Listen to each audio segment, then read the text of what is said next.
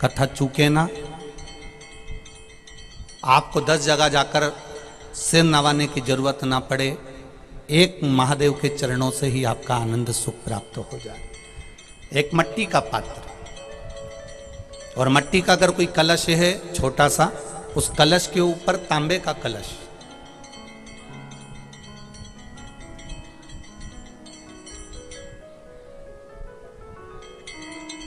माता प्रसूति,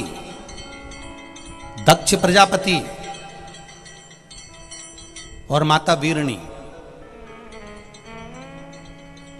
इन तीनों का स्मरण कर कर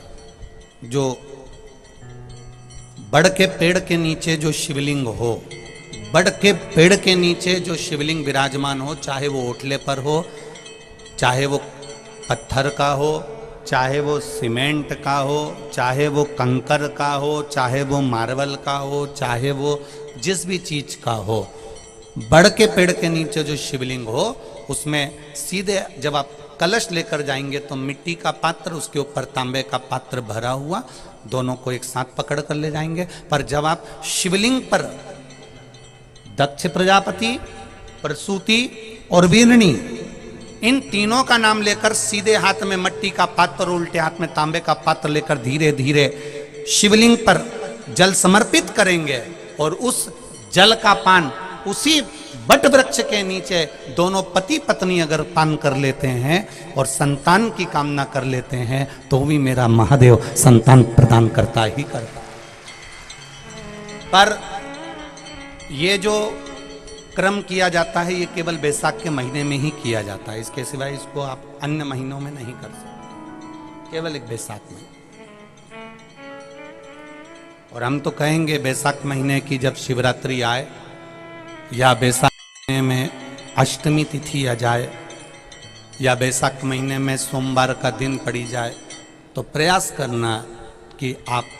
संतति के लिए, संतान के लिए आप ये प्रयोग कर सकें। शिव तत्व की प्राप्ति। आप डॉक्टर को दिखाओ, आप डॉक्टर की दवाई भी लो,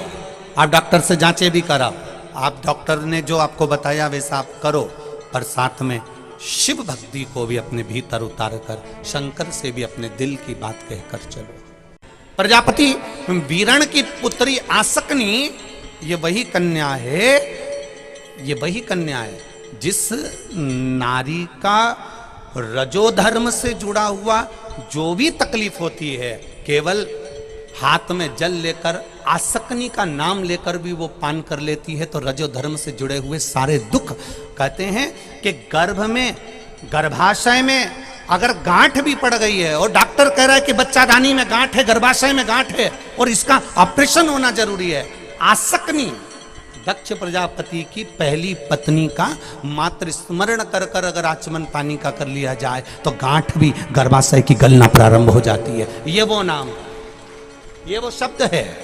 हम आसकनी का नाम भी नहीं बोल सकते, तो इसी आसकनी का एक नाम है वीरणी। क्या नाम है? वीरणी,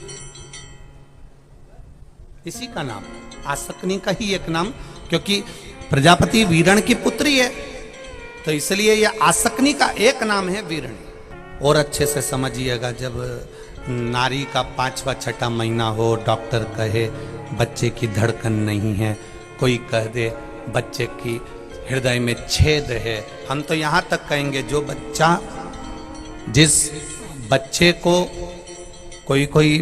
बच्चा ऐसा होता है जिसको बार बार ब्लड चढ़वाना होता है, बार बार उसका ब्लड चढ़ता है, या कोई ने कह दिया इसका ऑपरेशन होगा हार्ट का, इसमें छेद है, डॉक्टर का तुम इलाज करवाते रहो, डॉक्टर को चेक करवाते रहो, क्योंकि डॉक्टर को चेक करवाते रहोगे तभी तो तुम्हें मालूम पड़ेगा कि देवादिदेव महादेव ने कृपा करी कि नहीं करी। और अगर डॉक्टर के यहाँ जाना छोड़ दोगे तो बताएगा कौन तुमको। इसलिए डॉक्टर के यहाँ जरूर जाओ, डॉक्टर से चेक भी करवाओ, डॉक्टर का इलाज भी करो, डॉक्टर की दवाई भी खाओ, और साथ में देवादिदेव महादेव का स्मरण भी करो। आसकनी का स्मरण, अगर गांठ भी गर्भाशय में है और डॉक्टर बोल रहा है कि ऑपरेशन है, कराना है, डॉक्टर साहब से कहना साहब जल्दी तो नहीं है ना, 15 दिन का समय तो मिल सकता है या 10 दिन का समय तो मिल सकता है इसका ऑपरेशन कराने के लिए। फिर आसकनी का नाम लेकर शिव जी के शिवलिंग पर